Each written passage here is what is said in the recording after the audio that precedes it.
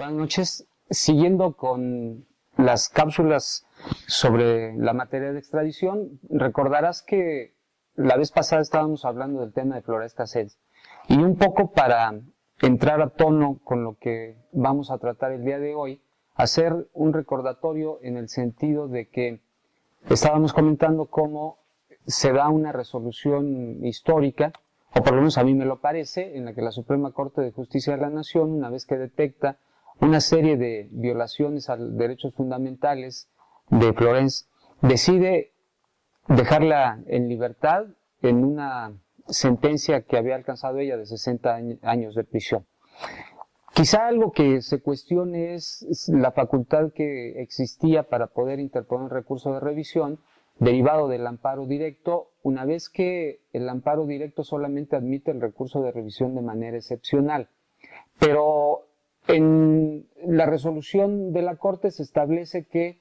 efectivamente hay temas de inconstitucionalidad en la resolución del séptimo Tribunal Colegiado en materia penal del primer circuito, que fue el que resolvió el juicio de amparo directo y que por consiguiente pues había facultades para que la Suprema Corte conociera de estos temas. Otra cuestión también a destacar es que la Corte cita en su resolución una serie de antecedentes o de precedentes mediante los cuales, al abordar temas de inconstitucionalidad o temas de interpretación de preceptos a la Constitución, pudieran abordarse por efecto de ello mismo temas de legalidad y que pudieran tener estos efectos de la libertad que finalmente se le concedió a Florence Cassés. Pero comentábamos en su momento que lo que nosotros quisiéramos destacar, sobre todo en esta segunda cápsula en torno a este personaje, es si la petición que se dio en el año 2010, inicios del 2011, del presidente Nicolás Sarkozy al presidente Felipe Calderón para que entregara a Florence Cassés al gobierno francés y que ella pudiera cumplir la pena de 60 años de prisión, que yo destacaba en la anterior cápsula que me parece que los dos gobiernos ya habían dado un tratamiento a esa resolución como si se tratara de una sentencia firme que ya no admitía mayores recursos y que por consiguiente había alcanzado el rango de cosa juzgada, pues si esta petición puede constituir materia de extradición. Yo partiría de dos supuestos. El primero, si nosotros atendiéramos solamente a la etimología de la palabra y como hemos venido diciendo, esta solamente significa entregar, pues me parece que prácticamente a todo lo que tenga como materia la entrega de personas, pues podríamos darle la denominación de extradición. Si nosotros atendemos a lo que yo he venido manejando, que es las características o los requisitos que deben de envolver a la extradición y que son que debe haber por lo menos dos países, uno requirente, otro requerido, aunque a veces puede haber bastantes países requirentes y que además se tiene que presentar una situación de necesidad de un país que no puede aplicar su derecho afuera de sus fronteras o extramuros y que tiene por consiguiente que pedir a otra nación que coopere internacionalmente con él para que entregue a una persona y que esa entrega está supeditada a que con anterioridad ese sujeto o esos sujetos hayan llevado a cabo conductas posiblemente delictivas o ya catalogadas como delictivas, pues entonces cambia por completo el escenario, porque solamente algunas situaciones son a las que les podríamos dar la denominación de extradición.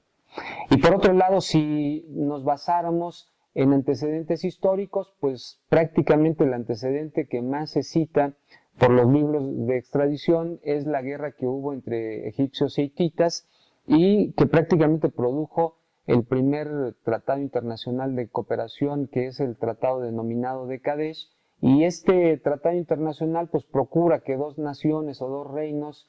cooperen entre sí, que se ayuden, y los historiadores también han llegado a comentar que en esa batalla que se consigue entre egipcios y hititas, pues se dio un empate y que al no resultar vencedor nadie, pues de ahí surge este tratado establecido entre los dos reinos muy importantes de aquella época.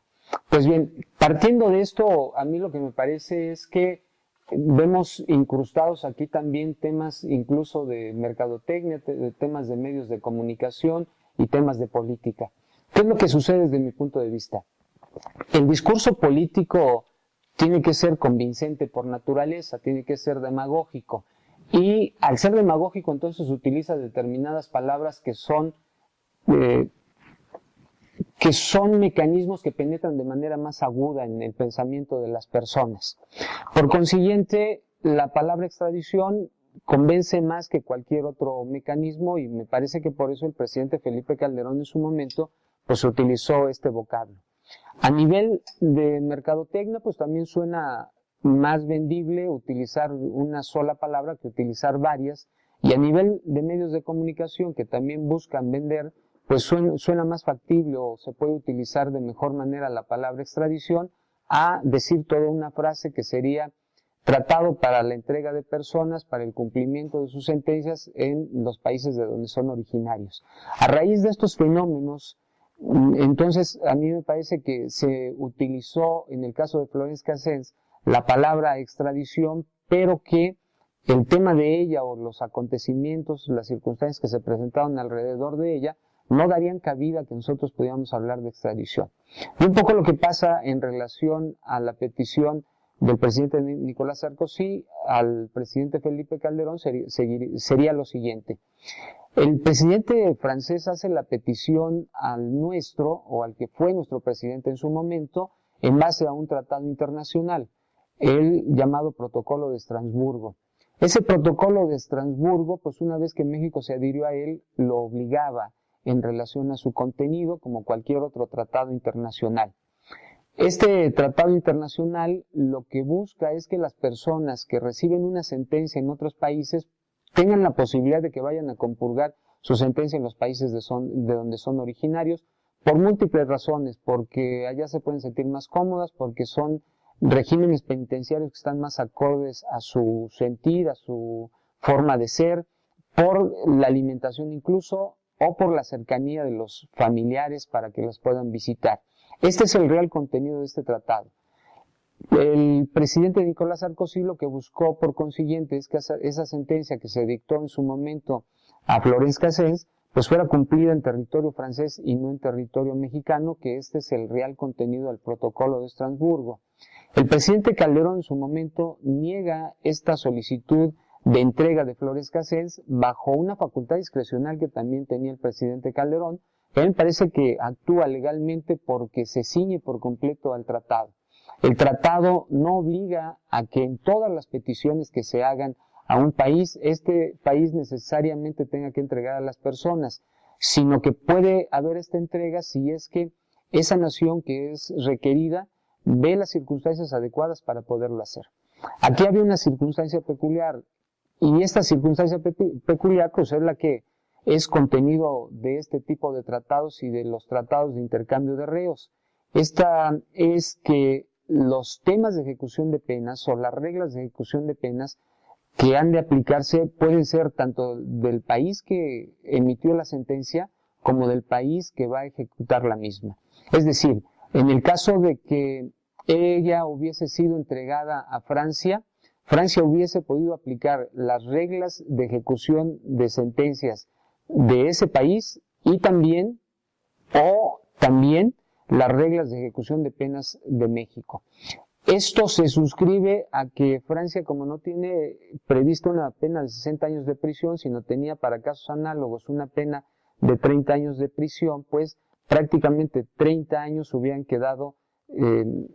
el vacío, no iban a poder ser aplicados, pero en base a este tratado. Me parece que esta es la razón por la que el presidente Felipe Calderón niega la entrega de Florence Cassens al presidente Nicolás Sarkozy. Y nosotros vemos en estas circunstancias, por consiguiente, y atendiendo a los antecedentes que narramos en la cápsula anterior y que por eso me parecían interesantes o importantes, pues vemos que no se dan las peculiaridades para que podamos hablar del tema de extradición. Para que podamos hablar de extradición hubiese sido necesario que Florence Cassens,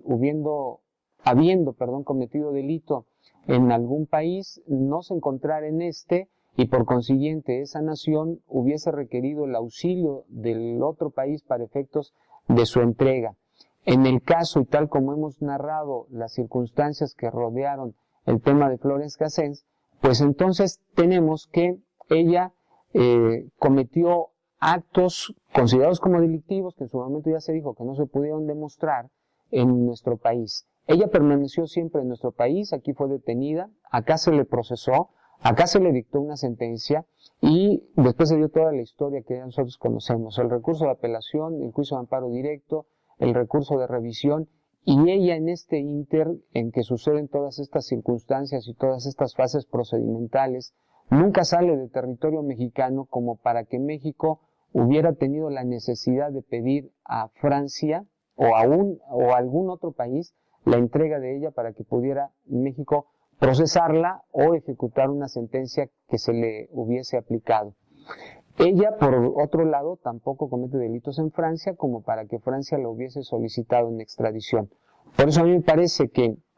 si utilizamos todas estas características que rodean formalmente a la extradición, el tema de ella no es en concreto de extradición, sino de entrega para el cumplimiento de sentencia en el país de donde ella es originaria. Sin embargo, esto finalmente no se dio en razón de que la Corte de nuestro país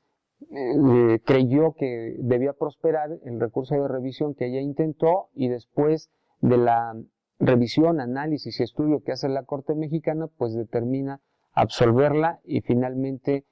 se dieron las circunstancias que hoy ya todos conocemos. Pues un poco el análisis que comentábamos acerca de si esto podía constituir tema de extradición o no, concluyendo, a mí me parece que no, que realmente se le dio esta connotación por cuestiones de carácter político, por cuestiones de carácter de medios de comunicación y de mercadotecnia,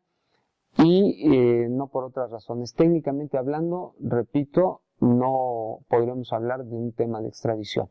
Pues espero haberles dado satisfacción a las personas que me escribieron para que platicara en torno a este tema, y si todavía pudieran surgir más dudas en relación a ello, pues estaríamos dispuestos a comentarlos, porque desde luego este tema da cabida para muchas interpretaciones. Me despido de ustedes y les deseo un buen día. Hasta pronto.